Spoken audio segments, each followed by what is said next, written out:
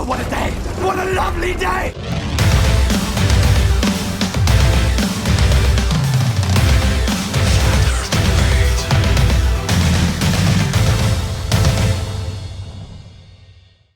Welcome to Flat Earth Debate Live. I'm your host Nathan Oakley, and if you're new to this channel, or you've not done so already, how dare you, then be sure to subscribe and hit the bell notification icon to keep up to date with the Flat Earth Debate.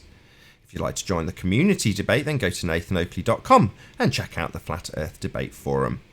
If you'd like to support the channel, there is a super chat that runs alongside each of these shows while they are live. There's also a PayPal, Patreon and crypto link in the info box below the video. Most importantly, if you'd like to join the discussion, simply mute the page you are currently watching, then click the link in the info box below this video to join the panel and express your views on the shape of the Earth. On the nature of Earth. We'll one day get that right. If you do join, please don't swear. If you do, you'll be ejected. And if you are, please don't try to rejoin the stream using sock accounts. You'll be warmly welcomed back on the next stream. Please also share the show on social media. Sharing the show obviously increases the live audience, but this in turn increases the chances of a more diverse panel. So please share the show on Facebook and Twitter. And one last time, if you're new to the channel, or you've not done so already, then be sure to subscribe and hit the bell notification icon to keep up to date with the Flat Earth Debate. Now, we are joined in G Plus by Righteous Force, 10th Man, Flatzoid, and Paul. Very good to have you all. Hello, hello, hello. Good afternoon. Did we lose 10th Man? Oh no, he's in Discord, isn't he? My bad. Yeah, had an issue getting in on Discord. So we're also joined by, a whole bunch of people in Discord as well. Very good to have you all. Good morning, good morning. Morning. Well, enthusiastic Morning, bunch. but I gotta take off for a bit, so I'll see you guys later. I see you later, right? Just it was good chatting to you. Right, let's do some housekeeping. Anybody else want to take over the task of asking the questions? No? Any signs of Earth curvature? any signs of Earth curve?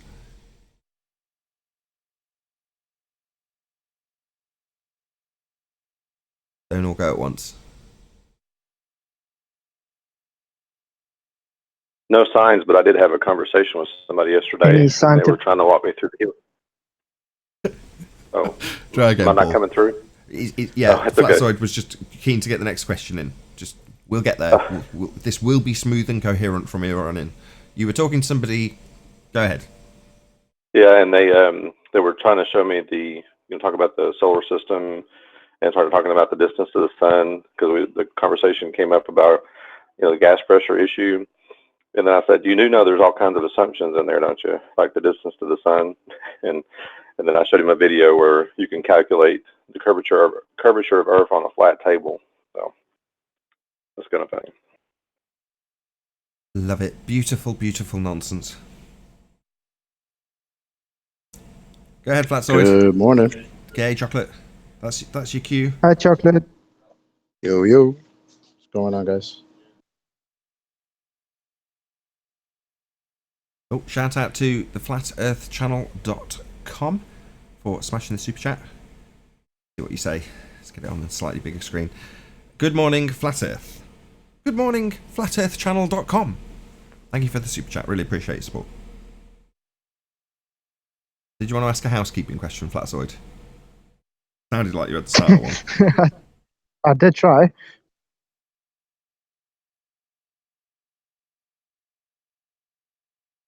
Go on then.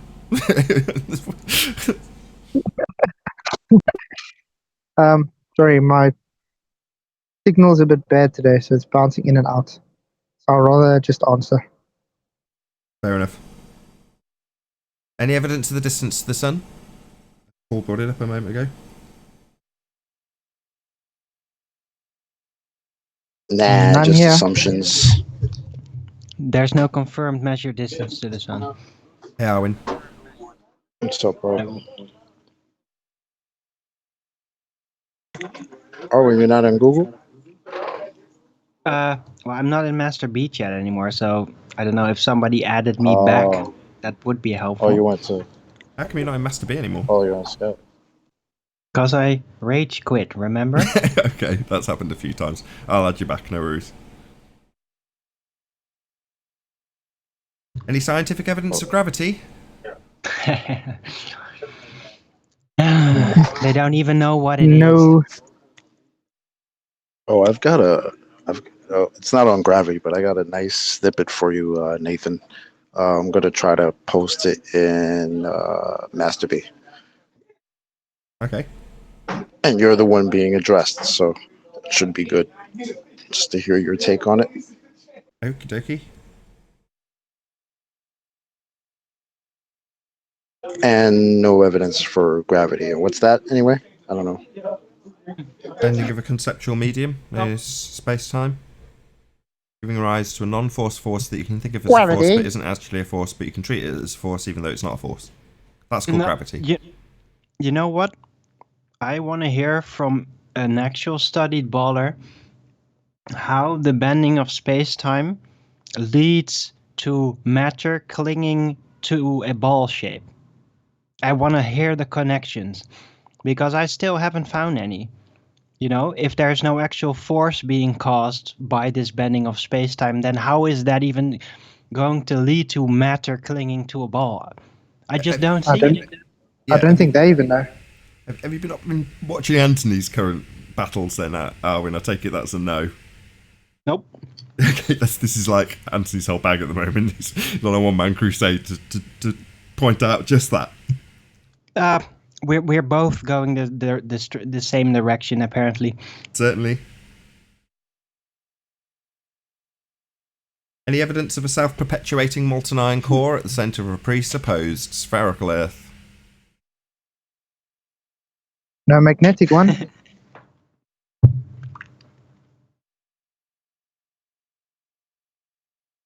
Come on, I'm looking at you, Discord. What's going on? Molten iron core? Self-perpetuating? Magnetic fields? Spherical Earths? What's going on? No fundies in there. Maybe I just need to pay more attention and start taking them off mute. I know, everyone's off mute.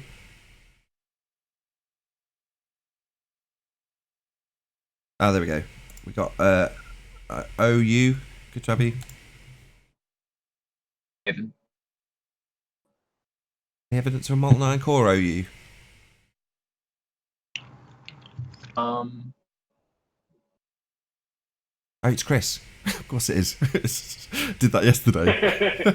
Well, even if there was a molten iron core, how would that be relevant to anything? It's not going to cause a magnetic field. Whatever this magnetic field is, it can't be caused by any kind of molten iron because molten iron doesn't cause magnetic fields. So, again, what's even the claim here? I think And that's the why- idea would be if there's a core, that it would be center of a core of a ball.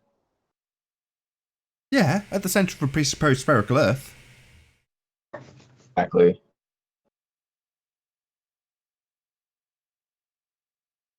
What about the presupposition itself? Any evidence of the... Sorry, go on, Earth-shaped investigator. You go ahead. Yeah, I was just going to say on that point, I had the same thought as OU as well. It's just that it sort of just reinforces the whole spherical thing, because if the Earth is this big and it's a ball, then something has to be in the middle of the ball, unless the middle of the ball is empty or hollow. So, you know, you've got your nice little cartoon of the inner core, the outer core, and of course they need the core as well, because that's where the gravity, so-called gravity, is actually generated. It's not really generated at the surface. They need all that really big, chunky, dense mass in the ball in the middle to have the outside of the ball, you know, everything sticking to the outside of the ball. They need that big, chunky ball in the middle. Right on. You think they'd have some evidence of it, right? Any evidence that you can have gas pressure without a container? Yeah. The necessary antecedent? Nope.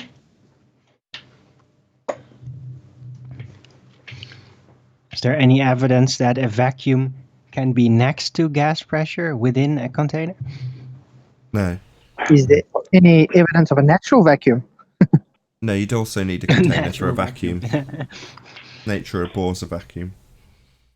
Yeah, the discussion I had with somebody yesterday, they actually says, well, it's the size, because I kept saying if mass attracts mass, and I got my two little objects in my room. I said, why don't these go together?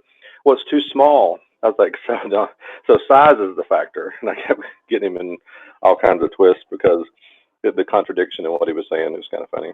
So mass, the Earth is big enough to hold all that gas on there.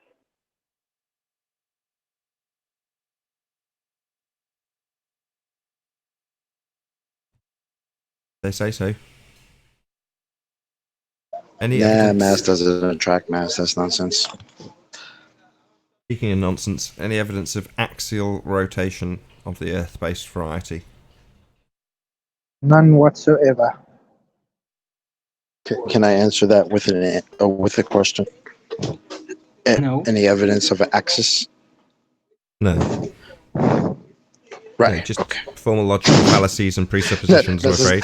Necessary antecedent to axial rotation would be an axis, right? Right, yeah, they just assert it with the presupposition of an axis. Right. You know, Wouldn't an axis be wouldn't an axis be a concept? Well, no, you can have an axis. That's not a conceptual thing. You can physically have an axis. Learning about an axis is not a conceptual thing. Well, geometrically it would be. You could describe it mathematically, and that would be conceptual. I can conceptualize an axis about which I turn, but I can also turn about an axis. Okay. My point is that they presuppose an axis. So they would say, in their affirming the consequent formal logical fallacy, that you've got hemispheres that you need to travel to witness lights in the sky that confirm their presupposition of an axis. But those lights in the sky just follow their cycles. Let me just... Why do the lights in the sky turn as though we have an axis? That's the most sort of vague, dumbed down way I can make their claim. And if you extract out from their claim what they're actually suggesting, they're saying that you must presuppose that you're first of all standing on a ball and then travelling antipodal to the southern hemisphere of that ball to observe the lights in the sky. But that's essentially assuming that from where I sit now, the lights that are above my head both here and where I travel to are actually under my own arse. They're antipodal to me. But I have to assume that when I travel from here towards the horizon, outwards, on the aeroplane or walking or on a car, I travel outwards. I don't observe any curve on my journey. And when I arrive, the sky is still above me. But I must assume that the place I've travelled from is now also antipodal underneath my arse where I've arrived. So my previous destination, that's all presupposition. Presuppose you're on a ball and you've travelled antipodal from your previous destination, even though there's absolutely nothing to suggest you've done so on your journey. Well, upon doing that, all you're doing is formulating that formal logical fallacy. If the Earth is a sphere, we will observe antipodal star rotation in the north and southern hemisphere. We observe, when we assume we travel from north hemisphere to south hemisphere, antipodal star rotation in that north and south hemisphere that you have presupposed. Therefore, we have north and south hemispheres. If P, then Q, Q, therefore P. Affirming the consequent formal logical fallacy that makes you first assume you're on a sphere before they start making any of their examples tie up with that presupposition. Yeah, too much assumptions. Assuming a ball, basically. Assuming R. There are none here. Oh, I shared that snippet for you in Master B. I don't know if somebody can hook it up or if you can find it, Nathan. I could if I was in there, if somebody added me. You want the link? I'll send you the link. Every time you Give talk me a about minute. the Give me a sphere, minute. I can he's like, probably no, get it. you can't presuppose an R. No, Nathan, I'm not presupposing R. Just the fact that I know a sphere needs R. You know, I'm not imagining that R is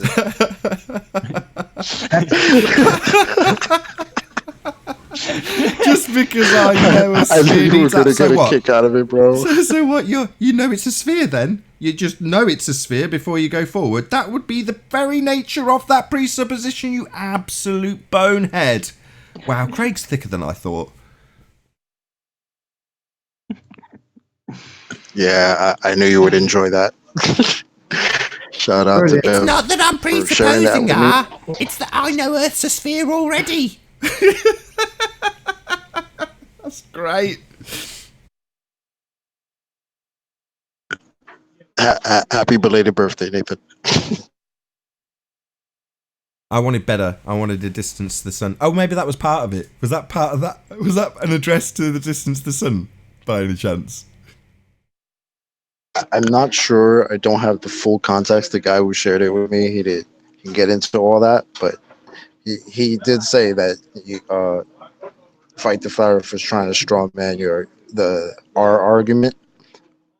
So yeah, so he gave it to me. I don't know what the full context of it was. I mean, it doesn't need it. What they're basically doing is trying to justify their presupposition by saying, I already presuppose it, therefore it's right to presuppose it because I already know it's a ball. It's like, you explaining how a presupposition works in your cognition isn't any justification for your presupposition of an R value you have absolutely no evidence for, beyond the fact that you already know. What, the already know bit being the presupposition, Craig? You moron. What the hell? Oh, it's great.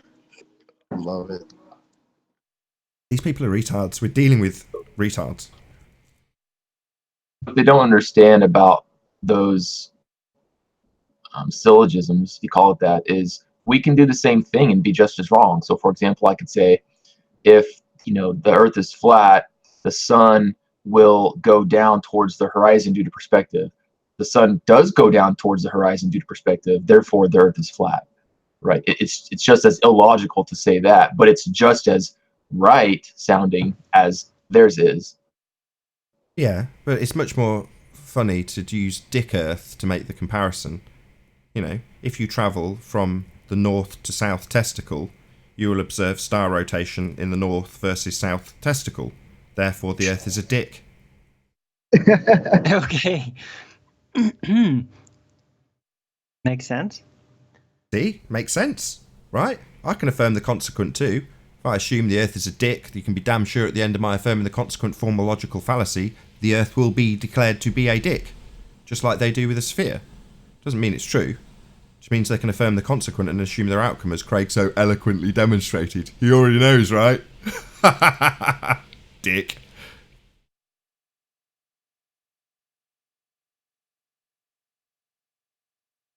I think that concludes the housekeeping. Good little stint, that.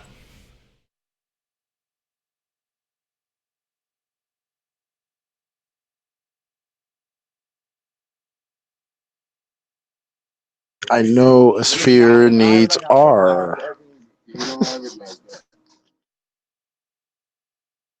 Yeah, it'll sink in one day. Or maybe not. Who cares? In the meantime, we'll just laugh. Yeah. But in all honesty, I don't think that reply was for me. I know it was probably addressed at me. It's for his audience. It's to make himself appear to have an answer to his naive audience. Hey, Nathan, real quick, if you don't care, 10th Man is saying he might be muted. Somebody may have muted him. He can't unmute himself. Can you unmute him? Oh, I can have a go. Yeah, if he's I wanted left to say it was quiet. It's because he's left and come back. If you rejoin the live stream part, you will. I'm back. Yeah. I'm Hello, back. Clint. Whatever you did, it worked. Did you have something else to add to housekeeping? Because I've just rounded it out. If not, I couldn't get on, but I was enjoying the conversation. missed anybody else in there? Did you hear the snippet, 10th Man? I turned off and tried to come back on, and it still had that red bar on the microphone. But whatever Nathan just did, so I may have missed some of it. No worries. Nathan, maybe you should play it again, Nathan. Okay. Oh, the part you played? Yeah, that was great. Play it again just for that. Yeah. Yeah, just for kicks. No, do it. Presupposing R. No, Nathan, I'm not presupposing R. Just the fact that I know a sphere needs R.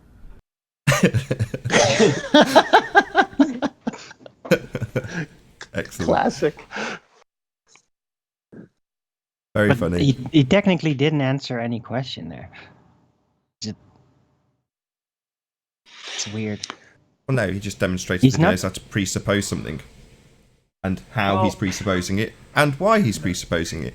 He already knows Earth's a sphere, Arwin. That's why it's perfectly acceptable for him to presuppose Earth's a sphere and use that R value that they're presupposing, because he already knows. Therefore, not a presupposition according to a complete bonehead. Well, that would be the logical conclusion to draw from what he said. Probably against his own will. No worries. It's just Just stupid. prove that But R he value, Craig. He's saying, no, I'm not presupposing R, but I do know that a sphere does require R. So that's kind of what he's saying. Yeah. So he's just breaking it apart, like segregating the two things. I know Earth's a square. Well, yeah, it's going to have right angles, and I'm going to presuppose those right angles at the edge of each of those squares on the cube that is Earth. So therefore, it's got, what, square edges? Because a square obviously needs those square edges, and therefore Earth's got square edges. Because I know it's a square already. Right. What's wrong with that? You didn't say that made sense that time, Alwyn. Why didn't you say that made sense? Because it was a lot more confusing. It wasn't. It was exactly the same example. I know that a square needs to have right angles. Therefore, Earth has right angles, because a square has right angles, and I presuppose Earth is a square. Right. Well, he didn't now I'm just feeling. I playing presuppose devil's Earth advocate is a against sphere, my will. and a That's not what he sphere's said. got an He said R a sphere, value. not Earth. Why am I making the example while I get rumpused? But he So, didn't say Earth. It's the he said same, a sphere. Arwin.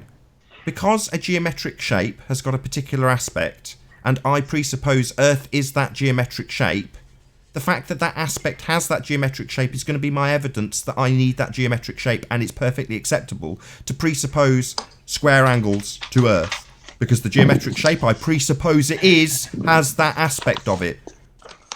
I think you're trying to interpret it too logically for them. No, it's not logical. Well, it's not logical. That's the It's a problem. He wasn't presupposition. actually claiming the Earth was a sphere at that moment, technically. Yeah, he is. What do you think he's no, arguing no, about? No, not in that moment. Of Oh. course, he is in general. Sure, if you can get me out of context Or- where he's or when actually you can't be describing beach serious. balls, then I'll recount everything I'm I just said in his trying to examples figure about out beach what he was balls. trying to say in his mind.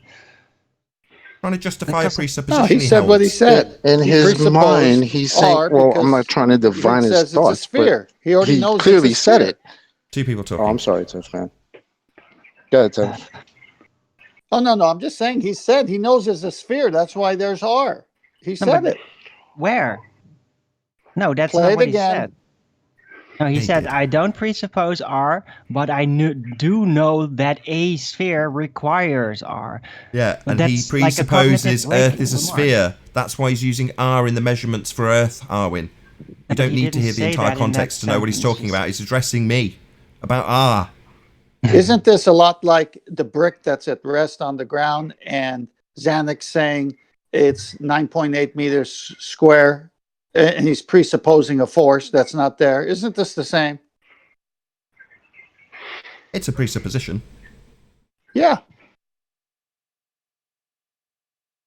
I think Arwin's just taking the piss, if I'm honest. He's just trying to raise our blood temperature a little bit. No, I'm trying to figure out the trickery. The trickery Because is of to course say... it's all stupid. It is all stupid, and it's all just they're attempting doublespeak. I'm just figuring out how they're trying to do it. It's not double What speak. the trick was he was trying to accomplish to the more gullible of mind.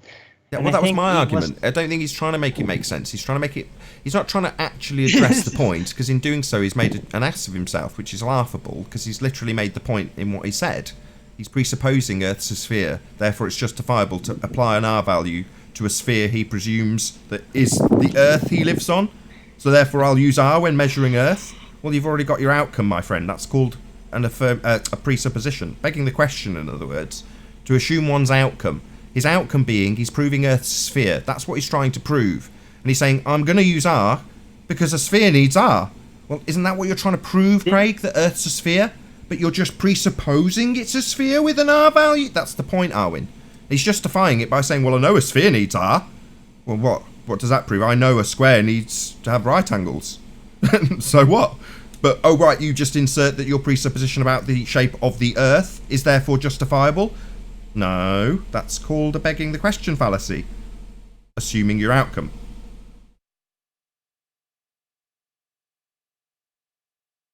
I don't remember hearing the rest of all that, but it'll Aaron. be there, I know. I don't know if Brian's trying to talk. He's flashing away, but we don't hear anything from you, Brian. Can you hear me, Nathan? Yeah, you were flashing, but we couldn't hear you. Weird. I had the same problem as Tent Man. I was trying to come off mute, and it wasn't coming off mute. So I don't know what that was about. Oh yeah, I was just going to say on the whole presupposing or thing that they do. There's a couple of videos I shared out on Ranties there some while back, and they are videos. One person is the first ever video of its kind, and it's basically a whole night at an elevated position, highly elevated position on the equator, and it's a person who took 900 photographs of the sky, and it's a totally clear night. And there's two videos. There's one where it's basically a time lapse of basically the camera moving in a circle, and there's a second video where it shows the slowed down version where it's just the camera taking a photograph and a photograph and a photograph. Now, because when the camera is moving in a circle, because of the lens, it warps things a little bit, but it doesn't matter, because if you look at it from that position on the equator, I think it's like 4,500 meters high or something like that. You can see both Polaris and Sigma Octantis both above the horizon. So you can see the whole sky, and that's impossible on a globe. You couldn't see that. The angles would be completely wrong. They would not be above the horizon. You'd have to look down to see one somehow, and then down to see the other. Regardless of how far away people might try to say they are, it's just not possible. So being able to see the whole sky within just basically one turn of your body, you can see the whole sky, or one turn of the camera, you can see the whole sky, and it's above the horizon. It's not even below the horizon. It's like it's impossible. So, but I don't know, So I haven't seen much of the video outside of when I shared it. I hadn't seen it before that. I haven't seen it after that. So I don't know whether they're just ignoring it or what. Where can we find this video to view it ourselves? I'm on my phone, and I'll have a look, and I'll try and come back with a link. Okay. That's what I'll do. Because I'm not on the computer, so if not, I'll find it and I'll drop it in there. If I'm not now, I'll drop it in there, maybe in Master B's or something like that later That'd on. be great, Brian. Thank you. Okay, on the ball. I'll go have a look now. Thanks. Hey Babs, how you doing?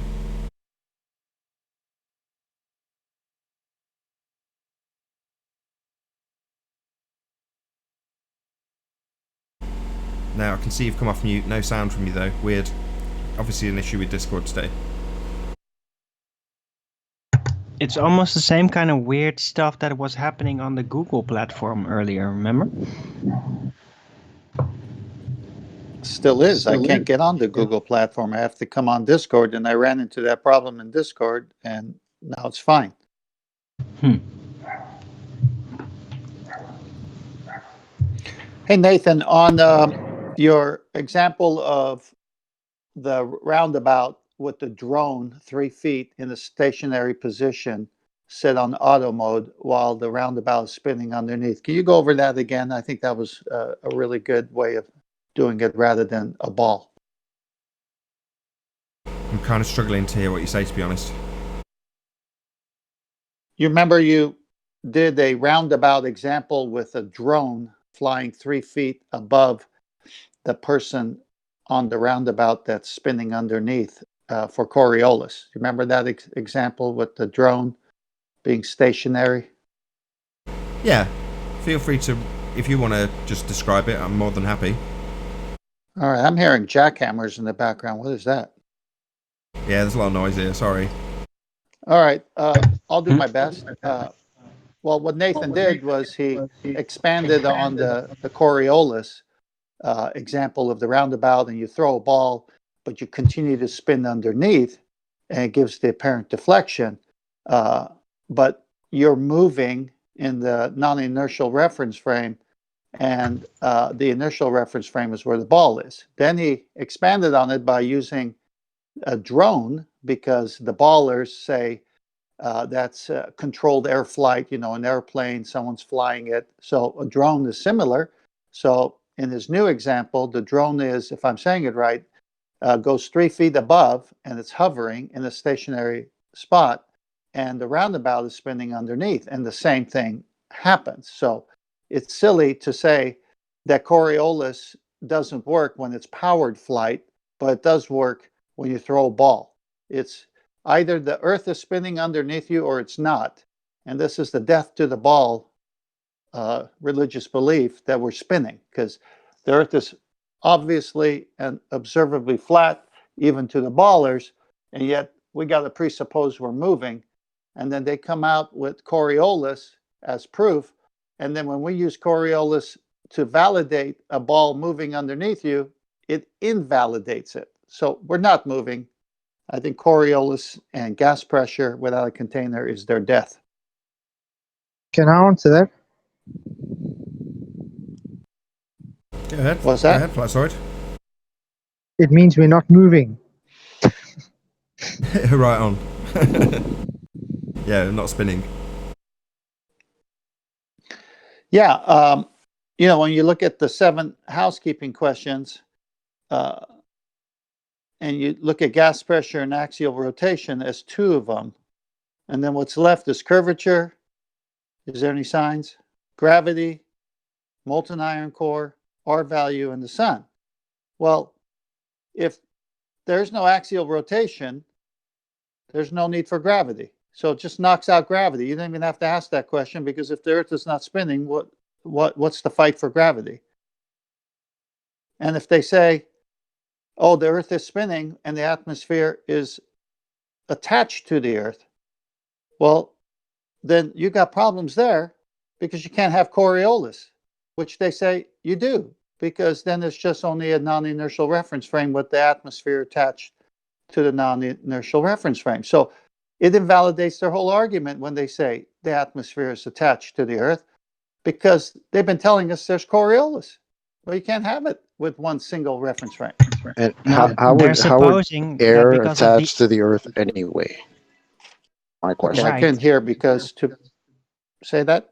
If I may for a moment, what they're weirdly enough trying to do is say that both the air is in lockstep with the Earth, but that other objects will still consider it as a different reference frame. So it's like they're taking air and just making it into a solid block as part of the Earth, through which other things can still travel and then be subjected to Coriolis. It's a very surreal, unreal setup they're trying to presuppose with this all. Isn't it? that Yes, you you're think right, you've Alwyn. explained it exactly the way they say it? Because that sounds highly conceptual and unprovable. Yeah, they say the atmosphere, the fundies say the atmosphere moves with the Earth. Right, well, an anisotropic, inhomogeneous mixture of gases that are not attached, are unbonded, and in essence they are describing a defiance of what gas does, is their nonsense narrative that Arwen's just described. Yeah, and when you describe it the way Arwen does, that highlights how nonsensical it is. But in order to, in essence, defy the Coriolis effect, so they're saying you've got both reference frames travelling as one. Well, you don't have a load of rustling from us. It's chocolate. Yeah, so you've got one reference frame in that scenario where they describe that complete nonsense, defying all understanding of gas, with it travelling along with it. It's like, no, you can't Velcro stuff that's not attached to each other, let alone to the surface. That doesn't happen. So, that they're saying that to convolute and confuse the argument about Coriolis, because in essence they're saying you only got one reference frame, which wouldn't produce a Coriolis effect. And they're doing it to talk around the fact that they don't have any Coriolis effect. It's like we've got the atmosphere travelling with a spinning reference frame. In other words, nothing happens, we don't have two reference frames, because we're not spinning. There's no necessity to have anything moving with anything, we're just not moving. But they will double speak their way around what you need to have Coriolis effect, two reference frames, it absolutely not spinning with the Earth, to explain away why planes don't have a deviation in their flight time. Oh, well, it's travelling as one. No, it isn't. You don't have a Coriolis if it's travelling as one, and that can't happen. So both sides of Coriolis, they're screwed. They're screwed if they say that the atmosphere travels with the Earth, because it can't, it doesn't, and that would only give them one reference frame. They're screwed if they say, oh, we do have a Coriolis effect, obviously the Earth spins underneath the atmosphere. Well then, let's see examples of that. Why aren't planes taking an hour and a half as the Earth rotates underneath? They're screwed in both situations. So the fundies that defend Coriolis, or use it as a proof, heaven forbid, of rotation, will only give you tiny bits of the story. Well, a ring laser gyro shows 15-degree deviation, therefore the Earth is spinning. What they mean by that is the Earth is spinning under the fixed frame of the gyro, in a second reference frame, a non-inertial rotating reference frame of Earth. That would be the 15 degrees that they're saying. Well, that's Coriolis effect. Well, if you've got it turning underneath a fixed frame of a gyro, you've got it turning underneath a helicopter, turning underneath a drone, turning underneath you if you jump up and down. Absurd. So they're screwed in both Nathan, directions. can I offer an example that also destroys it? Yeah, go ahead. The Foucault pendulum that's in the malls and inside the buildings. This is to address how Arwen said what they said about the atmosphere. Well, if you're going to have a Foucault pendulum demonstration, the pendulum going back and forth in a straight line and dominoes or whatever falling because the Earth is spinning underneath, that's indoors.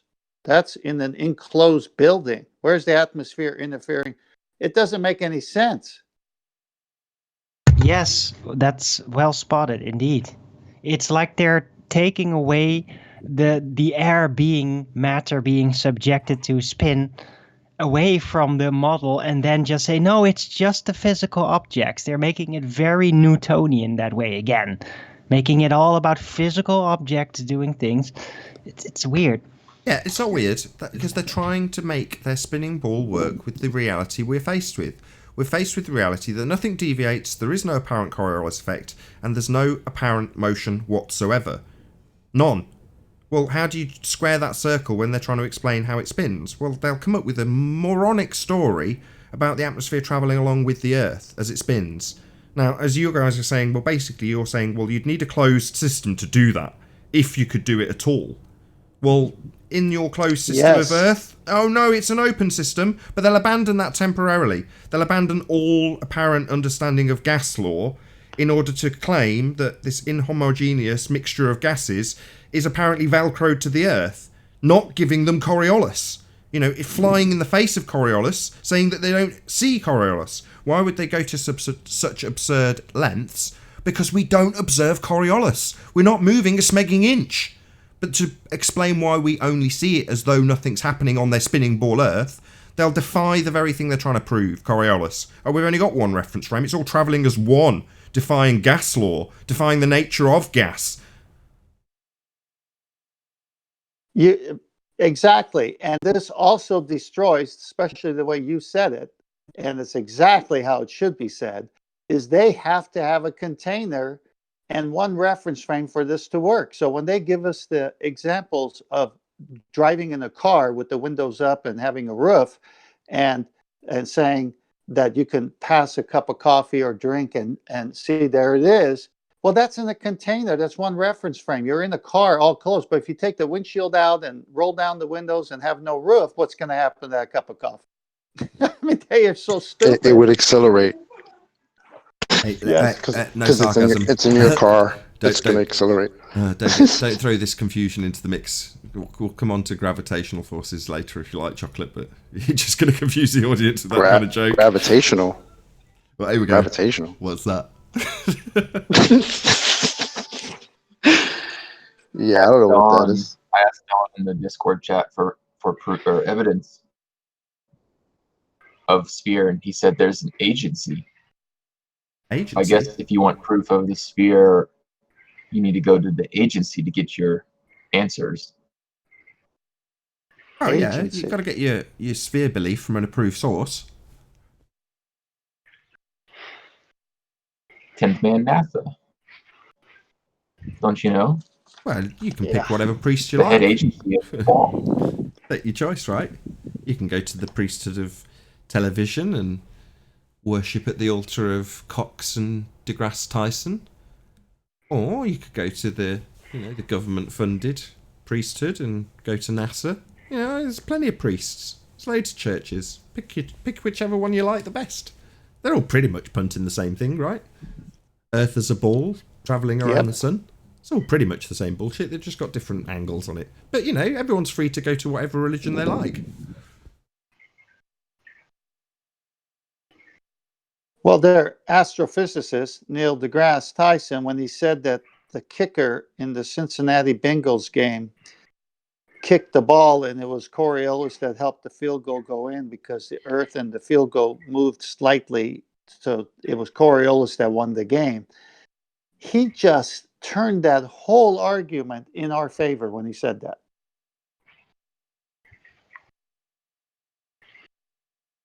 Yeah. You've got to be a high priest of doublespeak and heliocentrism to get away with asserting how Coriolis should actually affect the world we see. The goals moved as the Earth rotated underneath the ball that travelled apparently in a straight line. Looked like it curved, didn't it? Looked like it curved into that goal. No, it travelled in a straight line. It seemed to curve because Earth rotated underneath. Is that right, Mr. Tyson? Like the planes, right? They seem to curve because the Earth rotates underneath. Oh, no. That doesn't happen, though, does it?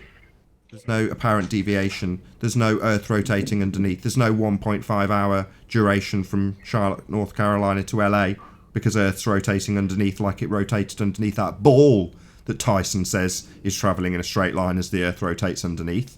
Well, if it's rotating underneath that ball, it'd be rotating underneath a drone and a plane, and your flight time would be drastically reduced when travelling west. It isn't. I mean, that's preposterous because we don't spin. We're stationary. Blatantly stationary. And the fundies who defend this lie of us spinning and moving and hurling through space will literally claim that gas doesn't do what it does. It's attached to the Earth, gas. That thing that expands in all directions and is completely free and unbonded. Yeah, that thing is actually velcroed to the Earth. It's like magic gorilla glue. What's Sounds that? very selective. Hold on, just one more bit to that puzzle. One little extra additive. But obviously, it being velcroed with superglue to the Earth, that inhomogeneous mixture of gases, that would actually fly in the face of us actually having a Coriolis effect. But I'll say that because that's what it seems like when there isn't any. That's the reason there isn't any, because of a complete nonsense story I make up that flies in the face of gas law to show you how we don't have Coriolis. That's my explanation for Coriolis. That's why we don't have it. No, we don't. It sounds very selective, though. But mass, Nathan. Gas particles have mass, but mass. That's right. And they expand in all directions to fill the container and are unbonded. Free to move wherever they like, regardless of what's happening mass underneath has them. to do with it anyway? Like, mass causes something? What? Well, even with their argument with gravity, even if you give it to them, it doesn't affect gas. So how could it even work?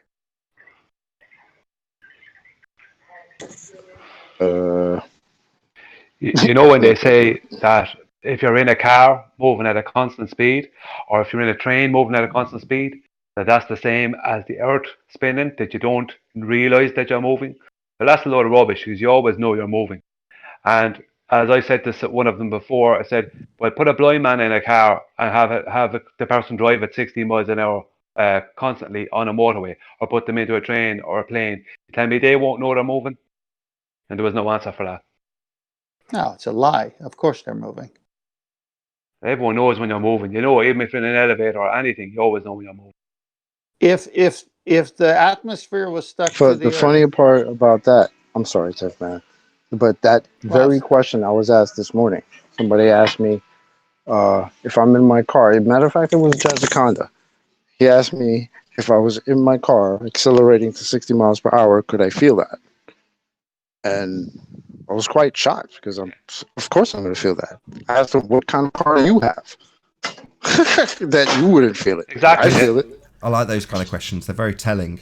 That it's showing cognitively where he's at when he's squaring the circle that can't be squared, and it leads him to asking you a question like, that's obviously the case. You don't feel any accelerative forces. You don't know you're moving when you're traveling 60 miles an hour. Yeah, I do. Well, if you were on a plane, yeah, I do. Yeah, I still do. I've owned several motorcycles without the fairing in front to block the wind. I've never been tempted to drink a cup of coffee while riding my motorcycle at 60 miles an hour. And you always get tired when you're traveling. You always get tired, don't you? You drive a car for an hour or two, you'll be tired. So how could we be moving at whatever, hundreds of miles an hour and whatever else on a spinning ball? That's not a good argument. We'd we all have be to sleep tired daily. Yeah, that's not a good argument. I do get tired every single day. Yeah, that's true, yeah. Well, the argument I was going to say while Chocolate was bringing in that good point was gravity, according to them, is strongest at the ground level, from my understanding. So at its strongest point, whatever that is, they ascribe that force to gravity at ground level. It can't keep the gas at ground level. So how is it able to keep the whole atmosphere attached to the Earth if it can't even, at its strongest point, control it at ground level where it's produced? Exactly.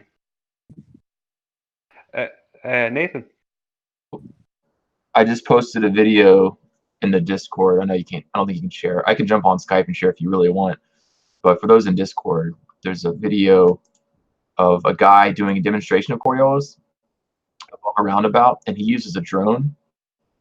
And the drone, and you can clearly see what would happen if Coriolis effect on Earth were real, say with airplanes or helicopters. The drone is powered flight, right? It's mechanized, it's controlled, and yet it still experiences Coriolis over the roundabout. The roundabout's spinning underneath, the drone is staying still, and you could clearly see that the roundabout is moving, and the effect that it's having on the drone. So it's not happening on Earth. There's no way. It doesn't. We don't experience what the video is showing. And I posted a comment about why his drone isn't, the Earth isn't moving underneath his drone, and of course I got no response. But just thought you would enjoy that video. That's great. You have to share that with me. That's brilliant. We were only talking about the other day. I was saying what would be a cracking example of Coriolis. Well, 10th Man's already detailed this while I had washing machine noise. But yeah, it's having a drone. It's in fixed powered flight if you just get it to hover above a roundabout. And, you know, from the point it leaves your hand on the non-inertial reference frame that's spinning, it will go up and stay there and just hover. And then on the non-inertial reference frame, as you spin beneath it, it looks like it's coming closer, going further away, coming closer, going further away. You know, you could probably map it in like a little spirograph. But who cares? It's not moving. The apparent deviation is because you're spinning underneath. So if there's any Coriolis on Earth, it's because you're spinning underneath. A plane, a helicopter, a drone, a ball, you if you jump up and down, a bullet, anything that leaves the spinning reference frame. So, if Earth's spinning, you'd see Coriolis effect quite obviously all the time. And when we point that out, they double speak us. They say, oh no, it's because the Earth and atmosphere are attached. No, they're not. That's impossible. That's not what gas does. You can't have that happening, my friend. What's that? Oh, well, no, it does. It just travels along because it's all kept in motion by the open system that we live in next to a vacuum. The whole system is absolutely absurd. How anybody can believe this nonsense. That's why we got loads of depressed fundies around us. That's why. You can't. Squaring those circles isn't possible. You know, the whole system's a contradiction based on a presupposition that doesn't make any sense and isn't how the world presents itself to us. It doesn't present itself as having a sky vacuum with things deviating when they leave a spinning reference frame. Just nonsense. Earth's flat, we're not moving, space is not real. space, that is, a vacuum. The sky's not a vacuum. Earth is flat. We're not moving. Yeah, I'm looking at the video on my phone now. It was either this or a snippet of this or another one that did the same thing, and it's very telling. It's fantastic. Go to around 410 is where he starts the drone. He does a lot of good. He throws a ball. He shoots a little projectile with a little handheld device and a couple others. It really demonstrates Coriolis.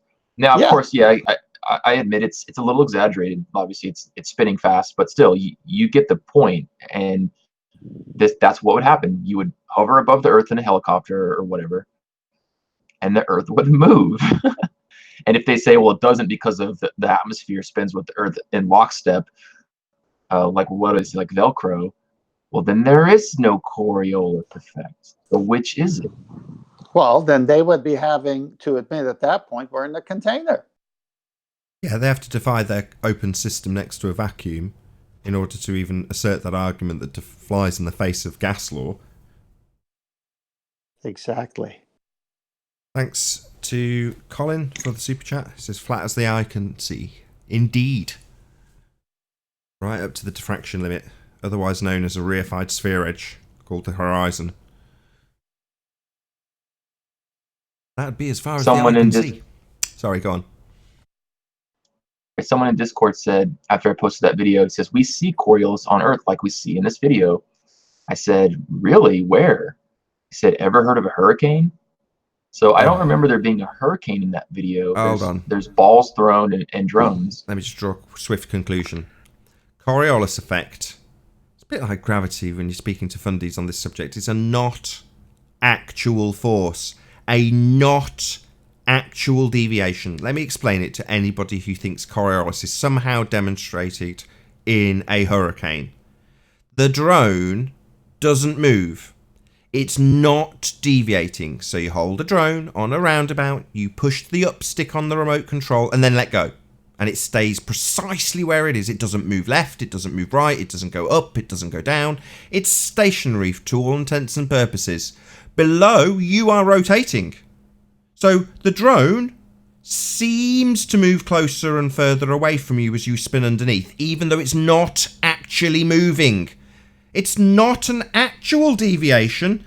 It's an apparent deviation because you rotate underneath. Now, I absolutely guarantee you that a hurricane is not a not actual deviation in any way, shape or form. It's a deviating thing. It's an actual thing that's spinning and moving, unlike the drone in this example. It's not an actual deviation. It's an apparent deviation caused by you spinning underneath. So the hurricane, which is spinning above, isn't you spinning underneath, looking at something above you, seeming to deviate like a drone. It's something that's actually spinning and potentially deviating or not being the same as something else that you'll compare it to. That's not Coriolis. If you think that the deviation in something in a hurricane is a not actual deviation caused by you spinning underneath, you fundamentally don't understand what Coriolis is. Well said. It actually disproves the atmosphere is attached to the Earth because it's obviously not, because it's an actual hurricane. Exactly. Awesome. Yeah, right. How do you have surface winds in all directions? You can't, right? Yeah, didn't QE talk about if the Earth is spinning west to east, what about the east, north, and south surface winds? Yeah, that's how he had Rumpus. That was the next quote out of Rumpus's mouth. Quote, air is not the atmosphere, end quote. The Rumpus, 2016. Had over a barrel in exactly that way, 10th man. But yes, precisely.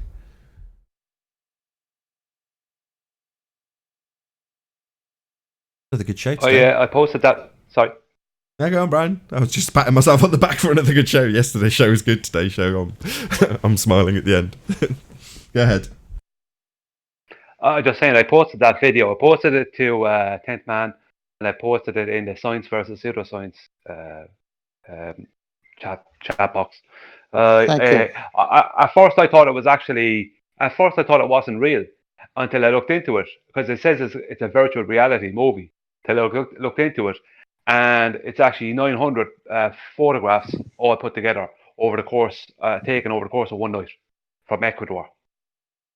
So, the video part of it, it warps a bit in the video part because of the camera lens having to move around, obviously because it's moving at a rate that we wouldn't normally see.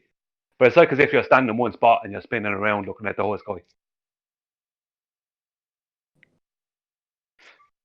Very cool. What I'm hoping a friendly flatty with a cheap drone will do is exactly that demonstration. They'll just sit on a roundabout going relatively slowly. Tripod set up, like with one of those bendy camera mounts, attach it to the arm of the roundabout and point it up roughly at where you're going to point the drone, and then you spin on the roundabout, hold out the drone, push the up stick till it reaches roughly centre of frame in your camera, and then just spin underneath it and point your camera at it as you rotate around slowly, and you see it going further away, closer, further away, closer. Now it's not moving. It's an apparent deviation, that coming closer, going further away. That's not it actually deviating. It's not actually coming closer, but for the fact that you're rotating underneath. Can I nominate a cheap flat earther that might do that? There'll be someone with like a $20 drone though, like a cheapy thing. No, didn't Ranty get a drone? Yeah, but that's not. No, it needs somebody with a cheap drone, like a cheap toy drone, not a professional giant monster. I could just imagine you holding it on your roundabout. You push the up stick, you get it slightly wrong, and it falls off the roundabout. No, it needs to be done with something really relatively cheap. So, in other words, it's one of those things that somebody watching will hopefully go, I've got a cheap drone. That's a really easy video I could replicate, and I might even do it myself. I just haven't got a $20 drone that's disposable to actually, most of these $20 drones, they go up for one flight and then break. So, if you can capture a flight of a drone that you've just bought that's a cheap toy someone's given you as a gift, you might actually get a good Coriolis demonstration out of it if it can hover in one place, which I don't know if they can. I don't know how much you'd have to spend to achieve that, but one for the audience, maybe we shall see.